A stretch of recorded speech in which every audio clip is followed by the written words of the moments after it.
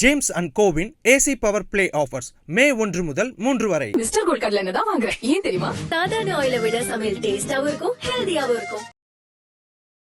அன்பே சிவம் அப்படின்னு சொல்லி திருமூலர் குறிப்பிடுற விஷயம் என்ன, இதனுடைய உள்ளார்ந்த பொருள் அப்படின்னா ஆனால் உண்மையில் அன்பு என்பது யார் மேல் செலுத்தப்பட்டாலும் சிவத்திற்கு செலுத்தப்படுவது அன்பு இல்லை. அன்பு செலுத்தப்பட்டால் பூ போட்டு தேங்காய் உடைச்சி அர்ச்சனை பண்ணி பழம் வச்சு அந்த வழிபாட்டை செய்ய வேண்டியதில்லை. அன்பு அப்படிங்கிற ஒரு மலரை வச்சு இப்போ வள்ளலாரினுடைய ஊற்ற நூல்களில் ஒன்று திருமந்திரம். அவரையே சொல்கிறது தோத்திர நூல்களில் திருவாசகத்தையும் சாத்திர நூல்களில் திருமந்திரத்தையும். ஏன்னா 3000 ஆண்டுகளுக்கு முன்பாக உருவான ஒரு நூல் நிகழ்காலத்துல இருக்க மக்களுக்கும் பயன்படுது, வாழ்க்கைக்கு தேவையான பல தகவல்களை சொல்லுது. அப்படிங்கும் பொழுது இந்த காலத்தில் இருக்கின்ற இளைஞர்கள் ஏன் திருமந்திரம் படிக்கணும்? சித்தர் பரம்பரைக்கு யார் முதல்வர் அப்படின்னு இறைவன் உபதேசம் செய்தான். இறைவன் உபதேசம் செய்த போது அது நந்திக்கு உபதேசம் செய்தான். நந்தி சனகர், சனத்குமாரர், சனாதனர், சனந்தனர் என்கிற 4 பேருக்கு உபதேசம் செய்து அவர்கள் இன்னன்னாருக்கு உபதேசம் செய்த போது நாங்கள் இத்தனை பேர், என்னோடு 7 பேரோ 8 பேரோ இருந்தாங்க, நாங்கள் எல்லாரும் ஒன்றா சேர்ந்து கேட்டோம், மன்று தொழுத பதஞ்சலி எல்லாம் கேட்டோம் அப்படின்னு ஒரு பாட்டில் சொல்கிறார். அந்த பாட்டு தன்னுடைய குரு என்று நந்தி சொன்னான்னு திரும்ப திரும்ப திரும்ப திரும்ப திருமந்திரத்தில் ரொம்ப அதிகம் பயன்படுத்தப்பட்ட சொல் நந்தி. என்னுடைய கேள்வியுமே அடுத்த கேள்வி அதுவாக தான் இருந்துச்சு. நந்தி தான் அவருடைய குரு. நந்தி என்று அவர் சொல்லுவது ஐபிசி பக்தி நேயர்கள் அனைவருக்கும் அன்பு வணக்கம். திருமந்திரம் சார்ந்த நிறைய தகவல்களை நம்மோடு பகிர்ந்து கொள்வதற்கு திருமந்திரத்தில் முனைவர் பட்டம் ஆய்வு செய்தவர், அது மட்டும் இல்லாமல் ஒரு கல்லூரியினுடைய பேராசிரியராக இருக்கின்ற கரு ஆறுமுகத்தமிழன் ஐயா அவர்கள் இன்னைக்கு நம்ம கூட இணைந்திருக்கிறார்கள். சார் வணக்கம். சார் வணக்கம். சார், பொதுவாக திருமந்திரத்தினுடைய மைய கருத்தாக இருக்கிற ஒரு விஷயம் என்ன அப்படின்னா அன்பே சிவம் அப்படிங்கிற ஒரு கருத்தை சொல்றார். அது அவருடைய பாடலின் வாயிலாகவும் அன்பும் சிவமும் 2 என்பர் அறிவிலார், அன்பே சிவமாவது ஆறும் அறிகிலார், அன்பே சிவமாவது ஆறும் அறிந்த பின் அன்பே சிவமாய் அமர்ந்திருந்தாரே அப்படிங்கிற இந்த ஒரு விஷயத்தை குறிப்பிட்டார். அன்பே சிவம் அப்படின்னு சொல்லி திருமூலர் குறிப்பிட்ட விஷயம் என்ன, இதனுடைய உள்ளார்ந்த பொருள் அப்படின்னா அது என்னது? சிவம்ங்கிறது செம்பொருள். சிவம்ங்கிறது இறைமையை குறிக்கிற சொல்லாதான் சைவத்தில் பயன்படுத்தப்படுது. ஆனால் சிவன்கிறது நம்ம ஏதோ ஒரு லிங்கம் அல்லது ஒரு நடராஜர் அல்லது இறைவனுடைய வடிவம் அப்படின்னு கருதிக்கிட்டு அன்பு என்பது அதன் மேல் செலுத்தப்பட வேண்டியது அப்படின்னு நம்மளுக்கு அதை மிஸ்இன்டர்பிரேட் பண்ணிக்கிறாங்க. ஆனால் உண்மையில் அன்பு என்பது யார் மேல் செலுத்தப்பட்டாலும் சிவத்திற்கு செலுத்தப்படுவது அன்பு இல்லை. அன்பு செலுத்தப்பட்டால் அது சிவம். அதனால் நீங்கள் எளிய அன்பு சார்ந்து ஒரு எளிய காரியத்தை செய்தீர்கள் என்றால் அது நீங்கள் சிவனோடு ஊடாடுகிற செயலாகத்தான் அது இருக்கும். அதனால் நீங்கள் பூ போட்டு தேங்காய் உடைச்சி அர்ச்சனை பண்ணி பழம் வச்சு அந்த வழிபாட்டை செய்ய வேண்டியதில்லை. அன்பு அப்படிங்கிற ஒரு மலரை வச்சு அந்த பூசையை நீங்கள் செஞ்சிட முடியும் அப்படிங்கிறதான்.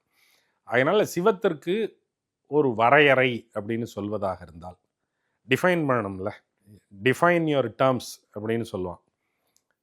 எல்லாத்தையும் வரையறுத்துட்டு சொல்லுங்கள். இந்த சொல்லை நீங்கள் பயன்படுத்துகிறீங்கன்னா அந்த சொல்லை வரையறுங்க அப்படின்னு சொல்லுவான். நீங்கள் சட்ட நூல்கள் எல்லாவற்றிலையும் அவன் முதல்லையே டெஃபினிஷன் ஆஃப் டேர்ம்ஸ் கொடுத்துருவான். ஒவ்வொரு சொல்லையும் இந்த சொல்லை நான் இந்த பொருளில் பயன்படுத்துகிறேன், இந்த சொல்லை இந்த பொருளில் பயன்படுத்துகிறேன் அப்படின்னு அதுக்கு வரையறை கொடுப்பான். இங்கே திரும்ப திரும்ப இவர் சிவம் சிவம் அப்படின்னு சொல்கிறாரு. அப்போ சிவம்னா என்னப்பா அப்படின்னு கேட்டால், ஒரு இடத்துல சைவம்னா என்ன அப்படின்னு கேள்வி வரும்போது சைவம் சிவனுடன் சம்பந்தமாகுதல் அப்படின்னு ஒரு இடத்துல சொல்கிறார். யாரெல்லாம் சிவனோடு சம்பந்தப்படுகிறார்களோ அவர்களெல்லாம் சைவர்கள். சிவன்னா என்ன அப்படின்னா அன்பே சிவம் அப்படின்னு அடுத்தது சொல்லிடுறாரு. யார் அன்போடு இருக்கிறார்களோ, எங்கே அன்பு என்னும் செயல்பாடு நிகழ்கிறதோ அங்கே சிவம் இருக்கிறது. அப்போ சைவம் சிவனோடு சம்பந்தமாகுதல், அன்பு தான் சிவம் அப்படின்னா சைவம் என்பது என்ன? சைவம் என்பது அன்போடு சம்பந்தமாகுதல் அப்படின்னு அதுக்கு பொருள் வந்துடும். அதனால் அன்பு செயல்பாடு நடக்கிற இடத்துல எல்லாம் அதனுடைய அடிப்படையில் தான் பின்னாடி வள்ளலார்லாம் அதை தயை அப்படிங்கிற இடத்துக்கு கொண்டு போகிறார். நீங்கள் மற்றவர்கள் மேல் அன்புங்கிறத பரிமேலழகர் வரையறுக்கிறாரு. அன்புடைமை அருளுடைமை அப்படிங்கிற 2 அதிகாரங்களுக்கு குறிப்பெழுதும்போது அன்பு என்பது தொடர்புடையார் மாட்டு செய்யப்படுவது, அருள் என்பது தொடர்பிலார் மாட்டும் செய்யப்படுவது. நீங்கள் யாரோட தொடர்பு இருக்கோ அவங்க மேலே ரொம்ப பற்றுதலாக இருந்தீங்கன்னா அதுக்கு பேர் அன்பு. மனைவி, பிள்ளைகள், தாயார் தகப்பனார், நண்பர்கள், உறவினர்கள் இவர்களோட எல்லாம் ரொம்ப நெருக்கம் பாராட்டி ரொம்ப தயையோட இளக்கமாக இருந்தீர்கள் என்றால் அதற்கு பேர் அன்பு. நீங்கள் உங்களுக்கு தொடர்பே இல்லாத யாரோ ஒருவரிடமும் உங்களால் ரொம்ப பற்றுதலோடு இளக்கமாக இருக்க முடியும் அப்படின்னு சொன்னால் அதற்கு பெயர் அருள். அதனால் தொடர்புடையார் மாட்டு வந்தால் அன்பு, தொடர்பிலார் மாட்டு வந்தால் அருள் அப்படின்னு திருக்குறளுக்கு அதிகார விளக்கம் எழுதும்போது பரிமேலழகர் சொல்கிறார். இப்போ அன்பு அப்படிங்கிறது திருமூலர் சொல்கிறத வள்ளலார் அருள் அப்படிங்கிற இடத்துக்கு கொண்டு போகிறாரு. அருட்பெருஞ்சோதி அப்படின்னு சொல்கிறதுக்கான அடிப்படை அதுதான். இப்போ வள்ளலாரினுடைய ஊற்ற நூல்களில் ஒன்று திருமந்திரம். அவரையே சொல்கிறது தோத்திர நூல்களில் திருவாசகத்தையும் சாத்திர நூல்களில் திருமந்திரத்தையும் ஊன்றி படியுங்கள், ஊன்றி கவனியுங்கள் அப்படின்னு சொல்கிறார் உரைநடை பகுதியில். இப்போ இந்த அன்பு அப்படிங்கிறது சிவம் என்பதே அன்பு தான். சிவம் என்பது தெய்வம், அது வானத்தில் இருக்கிறது அப்படின்னு நினைக்க வேண்டாம். சிவம்ங்கிறது இங்கே இப்போது இருக்கிறது, ஹியர் அண்ட் நவ். எப்படி நீங்கள் எப்போது அன்போடு தலைப்படுவீர்களோ அப்போது அங்கே சிவம் வந்துவிடும். சார், அன்பே சிவம் அப்படிங்கிறது ஒரு அழகான ஒரு விளக்கம் கொடுத்தீங்க சார். சார், இப்போ பொதுவாக இப்போ நிகழ்காலத்தில் திருமந்திரம் எது சார்ந்த விஷயங்கள் எல்லாத்தையும் பேசுது அப்படிங்கிற அந்த ஒரு கேள்வி. ஏன்னா 3000 ஆண்டுகளுக்கு முன்பாக உருவான ஒரு நூல் நிகழ்காலத்தில் இருக்க மக்களுக்கும் பயன்படுது, வாழ்க்கைக்கு தேவையான பல தகவல்களை சொல்லுது. அப்படிங்கும் பொழுது இந்த காலத்தில் இருக்கின்ற இளைஞர்கள் ஏன் திருமந்திரம் படிக்கணும்? இந்த காலத்தில் இருக்கிற இளைஞர்கள் ரொம்ப படிக்கிறார்களா என்றே தெரியவில்லை. அவர்கள் திருமந்திரம் படிக்க வேண்டும்னா பயந்து தெரிச்சு ஓடி போயிடுவாங்க, ஐயோ அப்படின்னு. திருமந்திரம் படிக்கிறதுக்கு எவ்வளோ எளிதானதோ அதே போல் அதனுடைய சில பகுதிகள் படிப்பதற்கு மிகவும் கடினமானது, புரியவே புரியாது. புரிகிறதுன்னு தீர்மானம் ஆயிடுச்சுன்னா ரொம்ப எளிதாக தண்ணி மாதிரி புரிஞ்சிடும். அது புரிய விடுறதில்லைன்னு வந்துருச்சுன்னா அது என்ன தலைகளாக உருண்டாலும் அது புரியாது. அதனால் அதில் கடினப்பாடுகள் இருக்கின்றன. அது அப்புறம் அதில் இன்றைய இளைஞருக்கு என்ன செய்தி இருக்கிறது அப்படின்னா, இந்த மிஸ்கன்செப்ஷன்ஸ் வருதில்ல.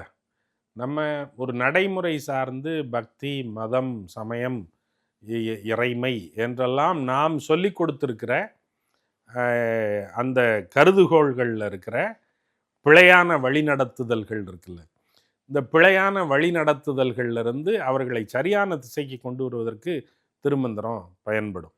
அப்புறம் அவர்களுடைய உடல் ஒழுங்கு திரும்ப திரும்ப இன்னைக்கு உடம்புக்கு திரும்புறது, உடம்பை பிரதானப்படுத்துறது அப்படிங்கிறது அதுக்கு திருமந்திரம் ஒரு வழியாக இருக்கும். அதை தாண்டி திருமந்திரம் அதில் இந்த மிஸ்கன்செப்ஷன்ஸை சரி பண்ணுறதுக்கும் உடம்பு அப்படிங்கிற அதை மையப்படுத்தி அப்புறம் உங்களுடைய விடுதலை என்ன அப்படிங்கிறத பேசுகிறோம். இதுக்கு கால நேரம்லாம் ஒன்றும் கிடையாது. எல்லா காலத்துலேயும் உடம்பு மையப்படும், எல்லா காலத்துலேயும் மிஸ்கன்செப்ஷன்ஸ் ஹாவ் டு பி டிஸ்பெல்டு.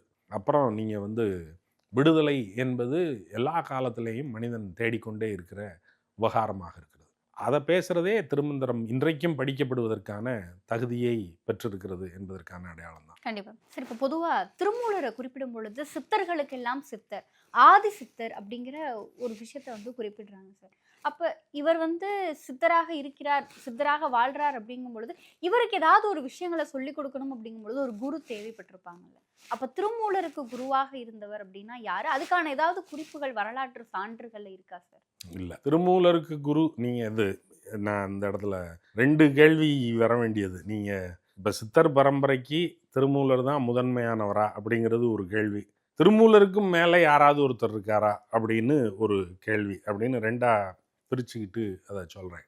சித்தர் பரம்பரைக்கு யார் முதல்வர் அப்படின்னு கேள்வி இருக்குது. சித்தர் பரம்பரைக்கு பல்வேறு ஆட்களை முதல்வர்கள் அப்படின்னு சொல்கிறாங்க. அப்போ சித்தர் மரபுக்கு முதல் ஆளாக யார் இருந்திருப்பார்கள் அப்படின்னா திருமூலர் தான் இருக்கார். திருமூலர் தான் முதல்ல சித்தருங்கிற வார்த்தையை கொண்டாந்து தமிழ் இலக்கிய பரப்புக்குள்ளே போடுறார். அதனால் சித்தர் மரபுக்கு தலைமையர் அப்படின்னா அது திருமூலர் தான். இப்போ திருமூலருக்கு முன்னாடி யார் இருந்தாங்க அப்படின்னா, திருமூலருக்கு முன்னாடி சித்தர்னு யாரும் இல்லை. திருமூலர் யாரை சொல்கிறாரு அப்படின்னா, அதில் குரு பாரம்பரியம் அப்படின்னு ஒரு பாட்டில் அவர் சொல்கிறாரு, இறைவன் உபதேசம் செய்தான். இறைவன் உபதேசம் செய்த போது அது நந்திக்கு உபதேசம் செய்தான். நந்தி சனகர், சனத்குமாரர், சனாதனர், சனந்தனர் என்கிற 4 உபதேசம் செய்து அவர்கள் இன்னன்னாருக்கு உபதேசம் செய்த போது நாங்கள் இத்தனை பேர், என்னோடு 7 பேரோ 8 பேரோ இருந்தாங்க, நாங்கள் எல்லாரும் ஒன்றா சேர்ந்து கேட்டோம், மன்று தொழுத பதஞ்சலி எல்லாம் கேட்டோம் அப்படின்னு ஒரு பாட்டில் சொல்கிறார். அந்த பாட்டு இடைச்சர்கள் என்று சுப அண்ணாமலை தன்னுடைய மூலபாட ஆய்வு பதிப்பில் சொல்கிறார். அப்படி ஒரு பாட்டு திருமந்திரத்தில் இல்லை. நீங்கள் ஆரம்பிக்கும் போது திருமந்திரம் 3018 பாட்டுன்னு சொன்னீங்கல்ல. இந்த 3018 பாட்டில் எத்தனை பாட்டு இடைச்சர்கள்? 3000ங்கிறது ஒரு ரவுண்டு ஃபிகராங்கிறதே தெரியல. அதில் கொஞ்சம் நீங்கள் சொல்கிறது 3018, அதுக்கப்புறம் சைவஸ்தாந்த நூற்பதிப்பு கழகம் போட்டிருக்கிற பதிப்பு, மற்ற பிரேமா பிரசுரம் போட்டிருக்கிற பதிப்பு, இவற்றிலெல்லாம் இன்னும் கொஞ்சம் கூடுதல் பாடல்கள் எல்லாம் இருக்குது. 3100 சில்லற பாட்டெல்லாம் இருக்குது. அப்போ இந்த எக்ஸ்ட்ரா பாட்டெல்லாம் எங்கேருந்து வந்துச்சு? அப்புறம் திருமூலரினுடைய கருத்துக்கு எதிர்மறையான முரணான பாட்டுகளெல்லாம் திருமந்திரத்துக்குள்ளே வந்துடுது. அப்போ இந்த மிகை பாட்டுகள் இருக்குல்ல, இடைச்சர்கள் பாடல்கள் எல்லாம் நிறைய அதுக்குள்ளே வந்து சேர்ந்துருது. அப்படி இந்த தன்னுடைய குரு பாரம்பரியத்தை திருமூலர் சொல்லுகிற அந்த பாட்டு என்பது அது மிகைப்பாட்டு, இடைச்சர்கள் என்று சுப அண்ணாமலையினுடைய மூலபாட ஆய்வு பதிப்பில் அது சொல்லப்படுது. அதனால் மூலனுக்கு முன்னாடி யார் குரு அப்படிங்கிறதுக்கு பதிவில்லை. பொதுவில் சைவ மரபில் யாரை மூல குருவாக கருதி கொள்வார்கள் என்றால் இறைவனை கருதி கொள்வார். தன்னுடைய குரு என்று நந்தி சொன்னான்னு திரும்ப திரும்ப திரும்ப திரும்ப திருமந்திரத்தில் ரொம்ப அதிகம் பயன்படுத்தப்பட்ட சொல் நந்தி. என்னுடைய கேள்வியுமே அடுத்த கேள்வி அதுவாக தான் இருந்துச்சு. நந்தி தான் அவருடைய குரு. நந்தி என்று அவர் சொல்லுவது அந்த இறைவனுடைய வாகனமாகிய காளமாடு கிடையாது.